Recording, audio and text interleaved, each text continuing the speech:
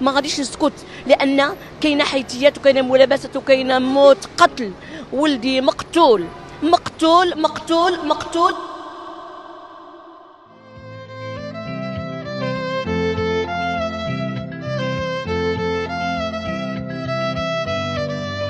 السلام عليكم، معكم كويري. إذا كنت أول مرة تشوف قناتي فأنا أنزل قصص واقعية ومواضيع مثيرة اهتمام، فإذا كنت تحب هذا النوع من الفيديوهات لا تنسى تضغط على زر السبسكرايب الموجود تحت الفيديو وتفعل زر التنبيهات. يلا نبدأ. قبل ما أبدأ مقطع اليوم في كلام حاب أقوله. أنا عندي الكثير من المتابعين من المغرب، وطول الفترة اللي طافت يطلبون مني هالمقطع هذا، فمن أول مرة شفت متابعيني قاعد يكتبوا لي عن هالقصة ويبوني أتكلم عنها، على طول بدينا بالشغل والبحث عن القصة هذه علشان نطلع القصة بالصورة الصحيحة، بالذات بعد ما شفت قنوات واجد باليوتيوب اطرحوا القصة من منظور مختلف، قالوا أحداث مو موجودة بالقصة، فمن العار انك تستغل قضية انسانية لمصالحك الشخصية. انه والله الموضوع ترند، انا بتكلم عن الموضوع هذا علشان اتكسب وراه المتابعين، بس القضية مو مهمة لي. هذه الفكرة واجد يوتيوبر قاعد يمشون عليها، لذلك انا ما حبيت اكون معاهم بهالموجة السيئة اللي هم قاعد يمشون فيها والمبدأ الغلط. فاحنا مخلصين القصة تقريبا من اسبوعين، مجمعين كل شيء، لكن قبل اسبوعين كانت القصة ترند، وانا مو حاب اني ادخل بالقصة وتكون ترند، حاب انه بعد ما يهدى الترند او ينزل الترند اتكلم عن القصة. والطريقة هذه اللي قاعد اسويها عشان اوجه رسالة للناس وللمتابعين ولبعض المشاهير، انه مو كل قضية انسانية نطرحها عشان نتكسب منها مكاسب شخصية، ومو كل شيء ترند لازم احنا نتكلم عنه علشان نتكسب من وراه. في اشياء مهمة لازم نتكلم عنها، في اشياء مو لازم نتكلم عنها، فهذه القضيه من القضايا اللي جدا مهمه اني اتكلم عنها. لكن الحين مضطرت ان الترند هدى ونزلت لكم المقطع هذا، واتمنى انكم تركزون بالقصه لان لازم ناخذ حق هالانسان. خلونا نبدا.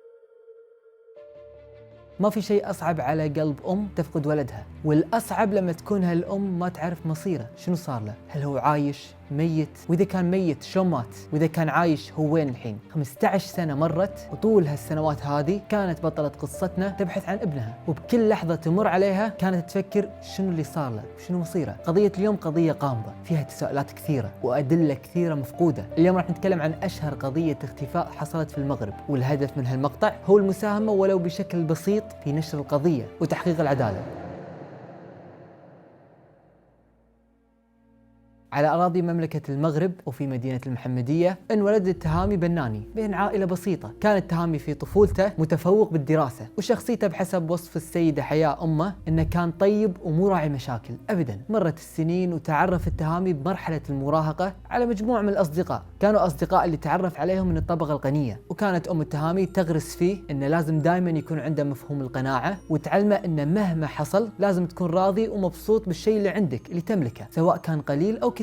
المهم وصل التهامي لمرحلة الثانوية وانخفض مستواه الدراسي عن المعتاد، لكن كل الأمور كانت تمشي بشكل طبيعي، ما كان في أي إنذار أو تهديد بأن التهامي قريب راح يختفي بشكل جدا غامض. في صباح يوم الأربعاء الموافق 14 مارس من 2007 تجهز التهامي علشان يروح مدرسته مثل أي يوم عادي، وقبل لا يطلع قال حق أمه إن اليوم ما راح أتغدى بالبيت، راح أتغدى برا. الأم قالت أوكي تمام عادي، والأم كذلك راحت لدوامها كمعلمة في أحد المدارس القريبة. ولما جاء وقت الظهر رجعت الأم للبيت وتفاجأت بأن التهامي موجود. التهامي موجود بالبيت. قالت له أنت مو قلت إنك راح تتغدى برا البيت؟ شنو غيرت رايك؟ قال لها لا أنا بس جيت البيت علشان أذوق الأكل وبرجع أطلع مع ربعي. ضحكت الأم وقالت له أوكي تمام. المهم التهامي طلع وهو مستعجل ونزل لأصحابه تحت، بس بعد نزوله بلحظات أخته سارة الصغيرة بجت وراحت حق أمها تشتكي لأمها، وقالت إن التهامي خذ تلفوني. فقالت الأم لولدها الصغير أحمد بسرعة الحق أخوك وجيب التلفون. المهم نزل أحمد بسرعة، والأم قاعدة تطل من البلكونة ونادت التهامي قالت له انطر أخوك الحين راح ينزل لك وياخذ منك تلفون سارة. فوقف التهامي بهاللحظة وأمه شافته مع 4 من أصحابه واللي كانت تعرفهم عدل واحد واحد. المهم أحمد خذ التلفون من التهامي ورجع البيت. مر الوقت وغربت الشمس، ومن المفترض أن التهامي يكون رجع البيت، لكن هالشيء ما صار. ظلت الأم تنتظر وتنتظر وهم ما رجع. قالت يمكن لحد الحين قاعد مع ربعه، مو مشكلة أكيد راح يرجع. فطلعت الأم عشان تعطي بعض الدروس حق أحد الطالبات اللي معاها، وبعد ما خلصت الدرس رجعت البيت وما لقيت التهامي. إلى الآن ما رجع. هني بدأت تحس بالخوف وكل ما لا يزيد القلق عندها بشكل مو طبيعي، فعلى طول خذت تلفونها وقعدت تدق عليه بس ما في أي رد. مو من عادة تهامي إنه يتأخر له الوقت أو يروح مكان ثاني من غير علم أمه، يعني كان من النوع لما يقول حق أمه إن أنا طالع مع ربعي يقول لها أنا طالع المكان الفلاني، إذا بيروحون مكان ثاني يتصل فيها يقول ترى إحنا بنروح المكان الفلاني. فهذا من طلعته من الظهر إلى الحين بنص الليل ما في أي رد، لا يرد على أمه ولا بلغها وين رايح. بدأ الخوف يوضح على ملامح الأم. فجأة جاها ولدها الصغير أحمد وقال حق أمه يما لا تخافين، أنا شفت التهامي الساعة 5 المغرب كان بالسيارة مع صديقه فلان، وكذلك ما زال مع ربع اللي نعرفهم، يعني أكيد معاهم للحين لا تخافين. يحاول يطمن أمه وهو كلامه صحيح. المهم الأم هني حاولت أنها تهدي أعصابها شوي، تنتظر لليوم الثاني لعله عسى يوصل لها خبر عنه أو يرجع. بهالوقت دق تلفون أختها سارة، بهالوقت دق تلفون بنتها سارة، وكان المتصل هو صديقة التهامي، لكن ما حد رد عليها لأن بالهم وتفكيرهم كلهم مشغول على التهامي وينه. ففي صباح اليوم الثاني اتجهت الأم للمدرسة اللي يدرس فيها التهامي وسألت الحارس عنه وعن أصحابه، وقالت الحارس إنه مختفي من أمس وما له أثر. الحارس رد عليها رد غريب، قال لها أصلا أمس التهامي وأصحابه ما داوموا. لو مستغربت في شيء غريب صار لأن من المفترض أنه كان مداوم أمس. فقالت الأم للحارس أوكي أبيك تنادي لي أصحاب التهامي، دام أن التهامي مو موجود بكلمهم، وقالت له أسمائهم. وبالفعل راح الحارس عشان يدور عليهم لكن رجع بروحه وقال لها اليوم ما في أحد منهم موجود، كلهم غياب. واحد جاء وسلم اختباره وطلع، وواحد جاء متأخر وطلع، وواحد منهم ما جاء أبدا. هني زاد قلق الأم وبدأت تتأكد من إحساسها بأن في شيء غريب قاعد يصير. طلعت الأم المدرسة وعند الباب صادفت مجموعة من أصدقائه، فسألتهم تعرفون أي شيء عن التهامي؟ فردت عليها واحدة من البنات وقالت لها أمس كان مع ربعه، هذا اللي أعرفه، وما ندري يمكن أخذت جرعة زايدة من المخدرات. وتخيلوا ان هذه البنت صديقة التهامي هي اللي كانت متصلة بسارة اخته. الام هني خذت لها اول صدمة ورجعت على طول البيت وهي تفكر شلون جرعة زايدة؟ الولد اصلا ما يتعاطى، واكيد لو كان انه يتعاطى الام اول شخص راح تحس فيه، تحس بتغير بتصرفاته، مستحيل يكون طبيعي. انا بصراحة عمري ما شفت ولدي ولا حسيت بيه كيتناول مخدرات.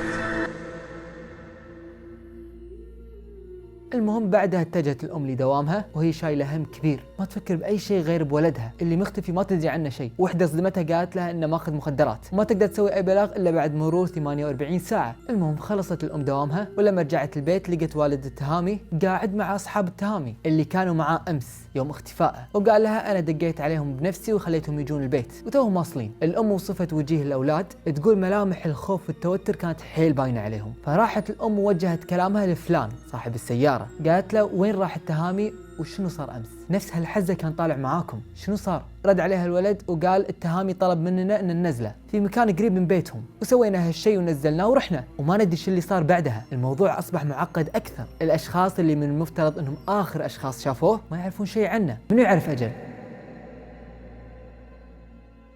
المهم بعد مرور 48 ساعة راح أبو التهامي وقدم بلاغ باختفاء التهامي. هني بدأت الشرطة تسوي شغلها، لكن أهل التهامي ما وقفوا تفكير ولا وقفوا بحث. وفجأة تذكرت الأم صديقة التهامي اللي قالت لها يمكن أخذ جرعة زايدة من المخدرات ومرض، وبدأت تفكر هل ممكن فعلا يكون أحد عطى مخدرات وفعلا طاح ومرض؟ هل ممكن كلام البنت يطلع صحيح؟ وبسرعة تحركت الأم للمستشفى وسألت عنه، هل في شاب مر عليكم اسمه التهامي بناني جاكم أمس؟ فجاء أحد الممرضين وشاف صورته وقال لها بالحرف الواحد هذا الشاب أنا دويته بإيدي، جابوه أصحابه هني الساعة 3 الفجر. فطلبت الأم منه أنه يجي معاها للشرطة ويعطي أقواله لأن حيل راح يساعد بالقضية. قال لها بس تم، أنا ما عندي أي مشكلة راح أروح معك. ولكن الشيء الغريب اللي صار مع الأم، رجعت له بعدين عشان تسأله إذا قال للشرطة أو لا، قال لها أنا ما أعرف شيء.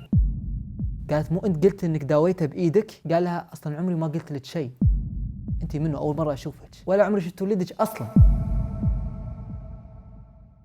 ضربتي لي بيدك عليها وقلتي لي هذا كان عندي 7 ونص خرجت الصباح. لا ما قلتلكش انا داويته، لا سمحي لي، حيت هذا الانسان انا ما نقدرش نحكم عليه بانني هذا داويته. شيء غريب اللي قاعد يصير، شنو السبب اللي يخلي هالممرض ينكر كل شيء قاله وما مر وقت طويل علشان ينسى؟ مستحيل انسان ينسى بهالفتره القصيره. هني زادت حيره الام وقعدت تفكر وتسترجع الاحداث حدث حدث لين تذكرت معلومه جدا خطيره. قبل اختفاء التهامي ب10 ايام راح حق امه وطلب من امنا تعطيه فلوس علشان يشتري هديه لصديقته بمناسبه عيد ميلادها. وشنو تتوقعون؟ عيد ميلاد صديقته كان من المفترض يكون 14 مارس، يعني نفس اليوم اللي اختفى فيه التهامي. 14 مارس 2007. ومنو هالبنت؟ هالبنت نفسها البنت اللي قابلتها الأم بالمدرسة وقالت لها يمكن خذت جرعة زايدة من المخدرات. فراحت الأم وتأكدت من تاريخ ميلادها، فعلا هي البنت اللي كان يبي يشتري لها هدية. هني قعدت الأم تربط الأحداث براسها وقالت هل ممكن إنهم سووا عيد ميلاد بهاليوم وممكن صارت مشكلة أو شيء وهالبنت عندها علم. فهني الأم قالت هالبنت هذه لازم أشوفها. وبالفعل الأم وصلت لعنوان هالبنت وراحت بيتها وقعدت معاها وقالت لها اسمعي أبي أعرف الحقيقة، شنو تعرفين عن التهامي؟ وقبل ما تقولين أي كلمة هذا القرآن احلفي على القرآن إنك ما راح تقولين غير الحقيقة. فهني البنت مسكت القرآن وحلفت على القرآن وهي ترجف. وبعد ما حلفت على القرآن قالت لها كلام مرعب. قالت لها أصدقاء التهامي اقتلوه وحرقوه ورموه في البحر. كانت الصدمة جدا قوية على الأم من الكلام اللي سمعته، وللأسف الشديد إنها ما عملت حسابها لهاللحظة وما سجلت أي شيء، لكن اتفقت مع البنت إنها تروح للشرطة وتعطيهم أقوالها. قالت لها حاضر أنا ما عندي أي مشكلة. وبعدها راحت البنت وأم التهامي عند مركز الشرطة، ويوم بدأت تتكلم البنت أصدمت الكل. قالت البنت أنا ما شفت التهامي بهذاك اليوم ولا أعرف شيء، وطالما أن أصحابه قالوا أن نزلوه عند البيت وراحوا معناته هم أدرى لأن هم اللي كانوا معاه، أنا ما كنت معاه وما شفته. الأم استغربت وقالت لها يا بنتي أنت مو قلتي لي أن أصدقائي اقتلوه وحرقوه ورموه في البحر؟ ومو أنت اللي قلتي لي أنه ماخذ جرعة زايدة؟ ردت البنت قالت هالشيء ما صار أبدا. الشرطة هني ما قدرت تاخذ بأقوال أم التهامي على لسان البنت إن تجيهم الأم وتقول إن البنت قالت كذا كذا كذا. هم جابوا البنت والبنت بنفسها قالت أنا ما قلت كذي، فما يقدرون ياخذون أقوال البنت على لسان أم التهامي. وهم بعد للأسف ما في أي دليل إن البنت قالت هالكلام حق الأم، يعني لو الأم كانت مسجلة كان هذا يعتبر دليل، بس الأم وقتها تفكر بشنو ولا بشنو، الله يلوم اللي يلومها. لهني وملف التهامي موجود عند الشرطة إنه اختفاء وما في أي شيء يثبت مصيره، وكل القلق كان حول نقطتين: وين التهامي الحين وهل ما زال حي أو لا؟ راحت الأم علشان تشوف ملف القضية وتقرأ المحضر اللي فيه أقوال أصحابه على أساس أنها تقرأ أنهم نزلوه وتركوه مثل ما قالوا لها هي وزوجها لما جو بيتهم. لكن الشيء اللي كان مكتوب مختلف تماما. مكتوب بالمحضر أن الأولاد ما شافوه ولا قابلوه بهذاك اليوم اللي اختفى فيه، مع ان الام شافتهم بعينها وهو يركب معاهم السياره، واخو التهامي هم بعد شافهم. لكن الشرطه للاسف ما سمعت منهم هالكلام، سمعت انه ما شفناه. وعائله التهامي ما عندهم دليل، كل اصحابه اتفقوا على رد واحد: احنا ما شفناه بهاليوم. الحين شو اللي قاعد يصير؟ الممرض، البنت صديقه التهامي، اصحابه، الحارس مال المدرسه، كلهم قاعدين ينكرون انهم شافوه ويغيرون اقوالهم بشكل مريب. هالاشخاص اكيد يعرفون شيء، او على الاقل عندهم سبب يخليهم ينكرون او يغيرون اقوالهم بهالطريقه. الام بدأت تفكر بدليل ثاني ويكون دليل قوي، فجاء في بالها انها توصل للستة المكالمات اللي بتلفون التهامي. وبالفعل بمساعدة شخص مختص قدرت تجيب لستة المكالمات، وصلت لآخر رقم اتصل فيه. آخر اتصال صار بين التهامي وبين رقم غريب، وكان في حدود الساعة 12 وربع. وبدت الأم تبحث عن صاحب هالرقم وطلع معاها شيء غريب. اكتشفت الأم ان صاحب هالرقم هو رجال من مواليد 1953، يعني رجال كبير في العمر، وفرق العمر بينه وبين التهامي مو فرق بسيط. الأم خافت وبدت تفكر منو هذا وليش التهامي يتواصل مع الشخص أكبر من عمره بواجد، وبدت تتوسوس إلى أن استجمعت قوتها وقررت أنها تتواصل مع هالشخص وتكلمه بنفسها. وبالفعل وصلت الأم لهذا الرجال وسألته عن التهامي، لكن الرجال قال لها ما أعرفه ولا بعمري كلمته. قالت له زين رقمك شو موجود باللستة اللي عنده، لستة الاتصالات الأخيرة؟ قاعد الرجال يتذكر بعدين قال لها إيه عرفت، هذا احتمال يكون صديق ولدي، لأني بهذاك اليوم تركت تلفوني مع ولدي وهو بعمر ولدي أصلا. تطمنت الأم شوي وقالت تمام أبيك الحين تكلم ولدك لأن أحتاج أكلمه. لكن الغريب إن الرجال هذا رفض وقال لها أصلا الولد مو عندي وأنا ما أعرف طريقه. استغربت الأم من رده، لكن ما بيدها شيء، هذا مو أول شخص يرفض مساعدتها. فمشت الأم من عنده وهي نازلة قابلت وحدة جارة الرجال اللي فوق، فوقفت الأم معاها وقعدت تسولف وقالت لها سالفة التهامي ولدها واختفائه، وإنها مستغربة من كلام الرجال اللي فوق اللي هو جارها. ردت عليها الجارة قالت فعلا صح، هو ولده ترى مو عنده، هو وزوجته منفصلين والولد عايش عند أمه، ولو تبين راح أعطيك عنوانها تقدرين تروحي لها. وبالفعل أم التهامي خذت عنوان المرة وراحت عندها وقعدت مع ولد هالمرة وسألتها عن التهامي، وقالت له قول لي بكل صراحة شنو اللي صار. الولد وضح بعيونه إنه في شيء وقال لها تبي تعرفين شنو اللي صار لولدك؟ الموضوع كله بأكمله عند فلان اللي هو صديقهم وصديق التهامي اللي كان مع التهامي بهذاك اليوم. حاولت الأم إنها تفهم منه هو شنو السالفة شو اللي صار، لكنه رفض. قال كل اللي أقول لك يا المسؤول عن اللي صار بهذاك اليوم هو فلان روحي له وانا مالي شغل، انا ما اقدر اتكلم. هني حست الام انها بدات تتقرب من الحقيقه، ولكن قبل ما تروح للشخص المطلوب راحت لولد ثاني من اصحاب التهامي اللي كانوا موجودين معاه بهذاك اليوم، وقالت له انا توني راجعه من صديقك وقال لي ان الموضوع كله عند صديقكم فلان، وانا احتاج اعرف منك شو اللي سوى. وهم بعد الولد هذا قال لها مثل ما قالك الموضوع كله عنده هو، احنا ما لنا شغل وانا ما اقدر اقول لك اي شيء. اذا تبي تعرفين وين ولدك روحي له واساليه. زاد الخوف بقلب الام، ليش ما حد بيقول شيء؟ ظاهر في شيء كبير جدا صار بهذاك اليوم. فاخذت الام رقم هذاك الشخص اللي هو فلان اللي قال الموضوع هذا كله عنده، ودقت عليه وطلبت منه انه يجيها عشان تتكلم معه. وهني بدا الولد يتحجج ويعتذر ويتهرب ومرات ما يرد. المهم انه كان واضح انه ما عنده اي نيه انه يقابلها. وبالنهايه عرفت الام عنوانه وراحت له وقعدت معه، كانوا امه وابوه موجودين. وبدت ام التهامي الكلام معه من اول يوم اختفى فيه ولدها وصولا الى اخر محطه وصلت لها اللي هم اصدقائه لما قالوا الموضوع كله عند فلان. وقالت له يا ولدي علمني شو اللي صار مع ولدي. ولكن بهاللحظه تحديدا قطع الابو الحوار وقال لها ان ولدي بهالتاريخ اللي اختفى فيه ولدك كان قاعد بالبيت ما طلع نهائيا، فالحين تقدرين ترجعين بيتك وانا من طرفي راح اساعدك باللي اقدر عليه عشان تلقين ولدك. طبعا هذا كان كله كلام عشان تطلع من البيت وما ساعدها ابدا بولا شيء. وكان من الغريب رفضه ان ولده يتكلم باي كلمه او يبرر انه ليش قالوا ربعه ان الموضوع كله عنده. الى الان ما عرفنا اجابه لهالسؤال بعد تعب وبحث، والشرطه مو قاعده تتحرك بالشكل المطلوب للقضيه. قررت الام انها تلجا للاعلام وقررت انها تشارك قضيه التهامي في برنامج اسمه المختفون. كانت الام متامله خير لكن الامور راحت منحنى غير متوقع. تفاجأت الام بان البرنامج نشر القضيه بطريقه خاطئه، ونشروا ان التهامي هو شاب مدمن على المخدرات وتعاطى جرعه زايده، رغم انه ما في اي دليل على هذا الكلام او اي اثبات يثبت انه هو كان متعاطي. ما في تقارير طبيه سابقه ولا في جثه تم تشريحها علشان كذي اكتشفوا، فعلى اي اساس يتم الحكم عليه بانه جرعه زايده وانه متعاطي مخدرات وهم ما عندهم دليل. نعم. وحاجه اخرى ديال اوفر دوز، اللي بغى يقول اوفر دوز يعطينا الدليل، ما هربنا من حق. أثرت هالحلقة تأثير جدا سلبي على أهل التهامي، وبدأت تنتشر الإشاعات من بعدها بشكل كبير. الأيام تمر أصعب من قبل، أيام وشهور وسنين. وبعد 3 سنوات من البحث على التهامي توفى والده بعد ما بذل كل جهده عشان يلقى الحقيقة ويعرف مصير ولده شنو كان. وتوفى وقلبه ما زال يوجع على ولده، لكن رغم هذا أم التهامي ما استسلمت وقررت أنها تكمل بحث عن ولدها لآخر يوم بحياتها بس عشان توصل للحقيقة ويطمن قلبها شو اللي صار مع ولدها. بعد مرور 5 سنوات على حادثة الاختفاء ما زال كل شيء على حاله. توجهت الأم علشان تراجع ملف القضية، وانصدمت بأن ملف القضية تحول من مدينة المحمدية إلى مدينة الدار البيضاء، وأن تم تغيير القاضي لكمسك القضية، وأن من بعد ما كان ملف القضية اختفاء تحول إلى القتل العمد ضد مجهول.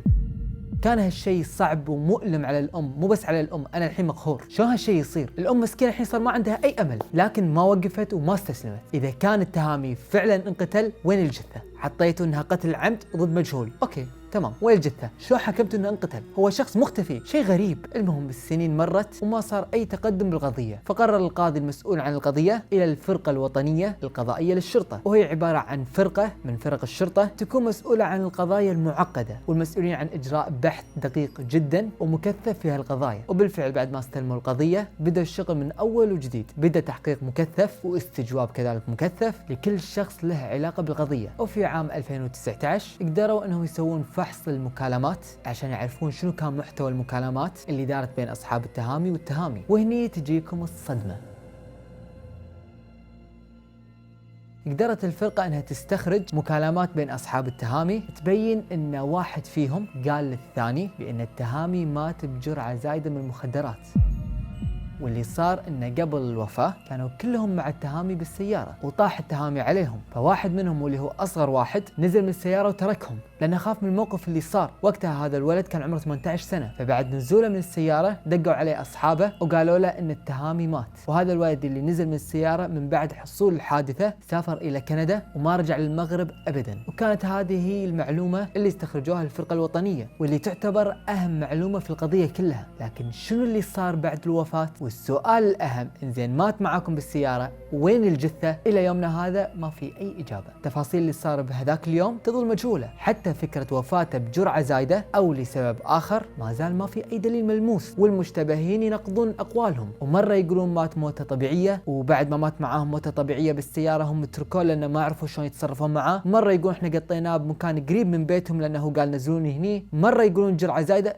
كلامهم متلخبط. انزين كونه انه مات موته طبيعيه او بجرعه زايده او اي شيء صار بهذاك اليوم يظل بكفه، ووين الجثه بكفه ثانيه. تعبت الام لدرجه انها وصلت لمرحله تطالع بالجثث وتتمنى انها تكون جثه ولدها، انه خلاص على الاقل ادري انه مات وهذه جثته موجوده وندفنه، لان اقل شيء لاكرام الميت دفنه، والولد مر عليه 15 سنه، والمحاميه اللي مسؤوله عن القضيه تاكد ان جثه التهامي مو موجوده باي قبر من قبور المغرب، وسالت سؤال مهم، منو اللي قاعد يحمي المتورطين؟ وكأنها تلمح بوجود شبهة أو تكتم على الموضوع من قبل أحد الجهات. تم عرض بعض الجثث على والدة التهامي، منها جثث متحللة ما قدرت تعرف عليها، ولكن اختبار الDNA أثبت عدم التوافق، إن هذه مو جثة ولدها. وجثة ثانية تم عرضها عليها مشابهة للتهامي حيل، وقالوا لها هذه جثة ولدك، لكن الأم قالت مستحيل، لأن هذه الجثة مبين عليها جديدة، مستحيل يكون مر عليها 15 سنة. المهم قضية التهامي فيها تساؤلات كثيرة واطراف كثيرين عندهم معلومات لكنهم يكتمونها، يقولون المعلومه بعدين تجيهم يوم ثاني يقولون احنا ما قلنا هذا الشيء. شنو السبب؟ حتى لدرجه ان والده التهامي نفسها تم عرض عليها مبالغ كبيره عشان تتراجع عن القضيه وتنساها، وهالشيء في حد ذاته مثير للشكوك، لكن اكيد ما راح تتخلى الام عن حق ولدها مقابل اي شيء. في الواقع قضيه التهامي ما تم اخذها باهتمام من البدايه، وتم التغاضي عن الكثير من الادله، وحاليا رجعت للساحه مره اخرى وصارت قضيه راي عام، وكذلك صارت حملة ضخمة بمواقع التواصل الاجتماعي تساهم بقضية التهامي وتساهم في نشرها أكثر. وحاب أنوه في النهاية أن كل المعلومات اللي انقالت بهذا المقطع من كلام والدة التهامي بنفسها اللي طلعت بالإعلام والسوشيال ميديا، وأحب أنوه أن في الكثير من الناس قاعدين يتداولون الإشاعات عن هالقضية وعن المتهمين، وهالشيء راح يأثر تأثير عكسي على القضية وراح يضر أهلها، وبالنهاية ما زالت قضية التهامي غير محلولة، وما زلنا ما نعرف شنو اللي صار بالضبط. هل فعلا مات بجرعة زايدة؟ وإذا مات بجرعة زايدة وين الدليل؟ أو إن أصحابه قتلوه وحرقوه وحذفوه بالبحر مثل ما قالت صديقتهم، أو صار شيء ثاني إحنا ما ندري عنه، لكن كل اللي نتمناه هو إن الحق يرجع لأصحابه، وإنه يجي اليوم اللي أشوف فيه هالأم هذه مرتاحة، هالأم هذه البطلة اللي صبرت 15 سنة بس علشان ترجع حق ولدها. فبس لهني وصل لنهاية مقطع اليوم، أتمنى منكم تحللون القضية من وجهة نظركم تحت بالكومنت سكشن، وكذلك أتمنى نشر القضية هذه. لازم الأم هذه توصل لمرحلة عشان ترتاح، ولازم القضية هذه تنحل والمتهمين يتحاسبون. فبس لا تنسون زر اللايك لأن هذا راح يساعدني كثير، ونشر المقطع بكل مكان إذا حابين تدعموني، ويعطيكم ألف عافية واللي جاي أحسن.